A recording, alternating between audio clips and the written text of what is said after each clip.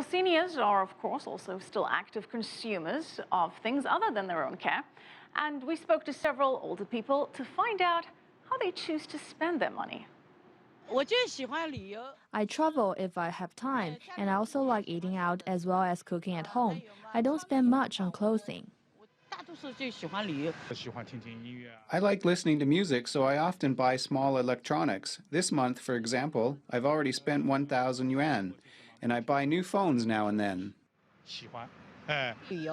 I spend most of my money traveling. I don't worry about the money. If I feel like a trip, I just take one. Traveling is my first choice. I travel abroad at least once a year to Japan or Thailand, and I travel in the country once or twice too. I don't spend too much, but at least 20,000 yuan a year. All right, for more on China's aging population, let's bring in current affairs commentator Einar Tangen. Einar, thanks for joining us. Great to be here, Michelle. All right, so China has a significant older population. In fact, in the next 5 years, the number of people in China aged 60 will be around 245 million. Now, Einar, as you know, the Chinese mentality at large is one of saving over spending. So that could be good news because it's estimated that the older population has saved throughout their life, and they now may have some big spending power to unleash. How big is their spending potential? Well, it is pretty massive. You know, if you start looking at the income curve, it is skewed towards the elderly people. But remember, this is a very family-oriented. There's an upside-down pyramid that happens. You have a number of grandparents, 2 kids, and then 1 child. That's changed now, but it's not necessarily the wealth has not completely gone by down to the children or the grandchildren. So they're retaining it. There are pensions there. What China faces is what was pointed out by one is that it's growing old before it grows rich, unlike some of its neighbors in Taiwan, South Korea, and Japan. And this is really what they're trying to do, is figure out what the next step is. But I think the next step is really about not assuming that everything's going to be the way it is today when we're in 2050. Well, Einar, you mentioned Japan, Taiwan, and South Korea, and the aging populations there did lead to a big boost in consumption. And some say, well, that is exactly what China needs as its economic model shifts from manufacturing to a consumer-driven one. But how much of a boost do you think that this could give the economy? And do you think the mindset of the elderly in China could be changed to spending now versus traditionally saving?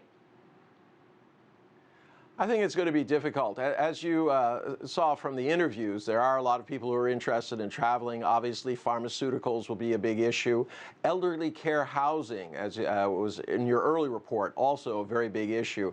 And to give you an example, you know, just a couple of years ago, there was less than 300 public care facilities and even fewer private ones in a city of Beijing, which was 22 million people. If you compare that to anywhere else in the world, it's very, very small.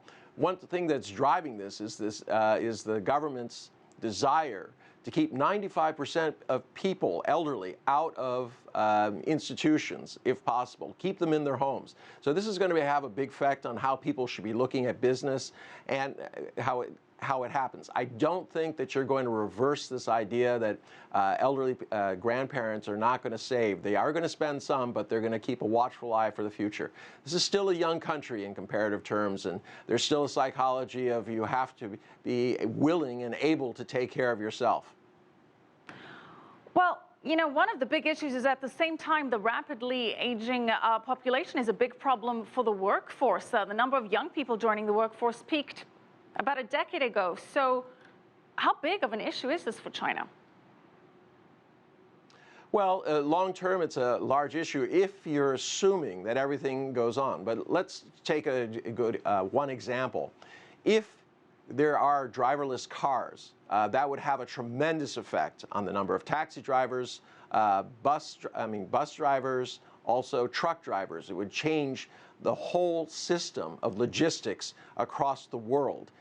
if this comes to China, it would free up a tremendous amount of labor from areas that are currently very labor intensive. So there are going to be changes. Technology is going to change. I'm not saying that technology will solve everything, but there will be significant changes by 2050, as we've seen. And the things, we're still quite a bit a ways from that time.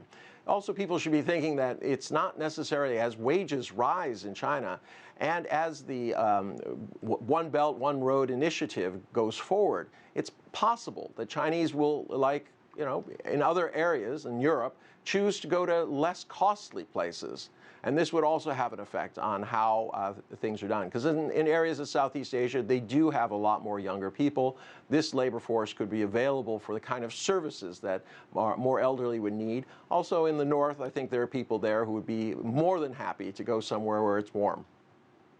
Well, it's interesting that you say technology could free up some jobs and create more of a workforce. But in the meantime, the Chinese government has taken measures to address the declining population by relaxing the one-child policy. But many are saying that, despite the relaxed rules, the cost and difficulty of raising more than one child may still deter eligible couples from having 2 children. So do you think the government needs to do more than just relax the policy? Do you think they may need to provide some tax incentives or some other form of incentive to encourage higher birth rates? Well, I think, the Chinese government took a very responsible attitude when it adopted a very, very difficult decision to have a one-child policy. They may have relaxed it a little bit late, but I think this is something that has to work through the people. Now, remember, China is a massive area, and you're talking about very, very different areas. People tend to focus on what's happening in Shanghai, Beijing, and the major cities. But, there's a lot of China which is outside of those areas. So you'll have to kind of wait a couple of years to see exactly how people adjust to this. All right, wait we shall. Thank you so much, Einar Tangen, current affairs commentator.